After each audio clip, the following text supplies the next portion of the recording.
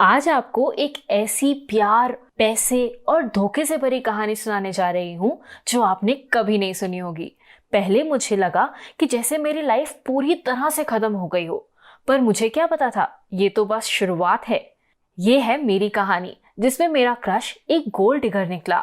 आप भी जल्दी से इस चैनल को सब्सक्राइब कर दो, नहीं तो क्या पता आपका क्रश भी गोल्ड डिगर निकले। मैं और मेरी दोस्त जेनी हर काम साथ में करते थे, साथ में खेले, साथ में बड़े हुए और यहाँ तक कि हमारा क्रश भी हमेशा सेम ही होता था। लेकिन वो कहते हैं ना, वक्त बदलते देर नहीं लगती। क्रश ने ये वाला तो मुझे उससे बढ़कर लग रहा है। एक दिन मैंने जेनी से कहा, मतलब ये तो दिमाग से ही नहीं निकल रहा।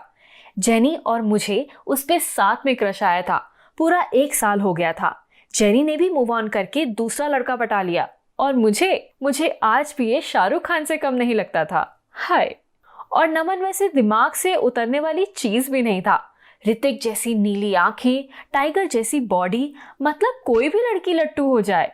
पर इन सब में एक प्रॉब्लम थी, उसे मुझसे ज्यादा जेनी में इंटरेस्ट था। टूटा ना दिल, मेरा भी टूटा था जब मुझे पता चला। पर मामला इतना भी खराब नहीं था। धीरे धीरे मैं और नमन दोस्त बन गए। बहुत सारा टाइम साथ में बिताते। वो मुझे अपनी पूरी अटेंशन देता, मेरी तारीफें करता। मुझे भी एहसास हो गया था कि उसके सर से भी जेनी का भूत उतर चुका है और जेनी को भी इससे कोई प्रॉब्लम नहीं थी। मतलब जिंदगी इससे अच्छी हो ही नहीं सकती थी। मैं तो बस यही वेट कर रही थी कि कब नमन मुझे आस्क आउट करे और मैं हाँ बोल दूं। लेकिन मेरी जिंदगी में सब अच्छा हो, ये मेरी किस्मत को कहाँ मंजूर था। हमारा प्यार बस कुछ ही दिन चला, फिर जेनी के पापा ने उसके लिए लंबोर्गिनी ले ली और नमन तो उसके पीछे पागल ही हो गया। हमेशा उसे ही टेक्स्ट करता, गिफ्ट्स भेजता, कॉफी के लिए उसे ही बाहर ले जाता, यहाँ तक कि उसके कॉलेज असाइनमेंट्स भी करने लगा। अब देखो, नमन मेरा ऑफिशियली बॉयफ्रेंड तो था नहीं जो मैं उसे कुछ बोलती। तो मैंने जेनी से बात की। जेनी थी तो मेरी बेस्टी ही। उसने मुझे साफ बोल दिया कि वो नमन को मुंह लगाना बंद कर देगी। और उसने ये भी बताया कि जब से नमन को उसके पापा के बारे में पता लगा है, वो कुछ ज्यादा ही इंटरेस्टेड हो गया है। जेनी को मेरे साथ देख मैं खुश हो गई, पर यह खुशी ज्यादा देर नहीं टिकी। शाम को बाजार से आते हुए मैंने जेनी की लंबोर्गिनी देखी। पास गई तो उसमें जेनी और नमन मेकआउट कर रहे थे। मेरे तो पांव तले जमीन खिसक गई। नमन तो चलो कल का लौंडा था, पर जेनी, मुझे यकीन नहीं हो रहा था कि मेरी जेनी मेरे साथ ऐसा कर सकती है। उस पल ने मुझे जिंदगी भर के लिए बदल दिया। मुझे सब समझ आ रहा था।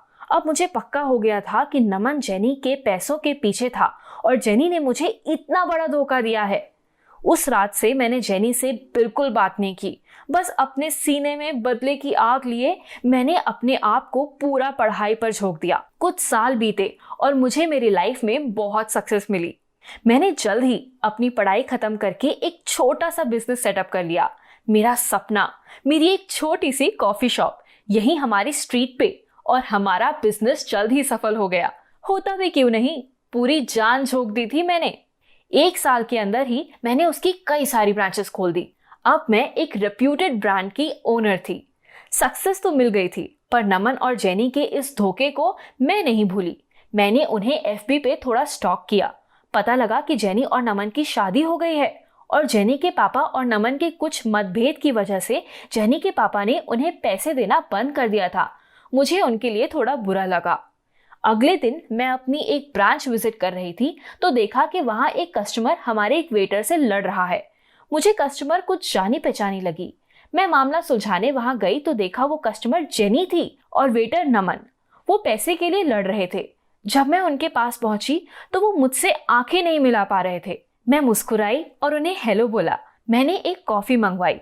नमन उसे लेके आया और पूछा, क्या तुम अक्सर यहाँ आती हो? मैंने हाँ बोला और इतने में दूसरी वेटर मेलिसा आई और उसने मुझे मैम बोलकर पुकारा। तब मैंने उन्हें बताया कि मैं इस कैफे की ओनर हूँ और मैंने उसी वक्त अपना आईफोन निकाल के कॉल करने की एक्टिंग की। नमन का मुंह खुला का खुला रह गया। मैंने कैजुअली कहा कि नमन, तुम गोल्ड डिगर ना होते और जेनी तुम धोखा नहीं देती तो मैं आज यहाँ नहीं पहुंच पाती। मेरी सफलता में तुम दोनों का बहुत बड़ा हाथ है, तो इसी बात पे ये कॉफी मेरी तरफ से। फिर मैं प्राउडली मुस्कुरा के वहां से निकल गई। तो कैसी लगी आपको मेरी स्टोरी? कमेंट्स में जरूर बताइएगा।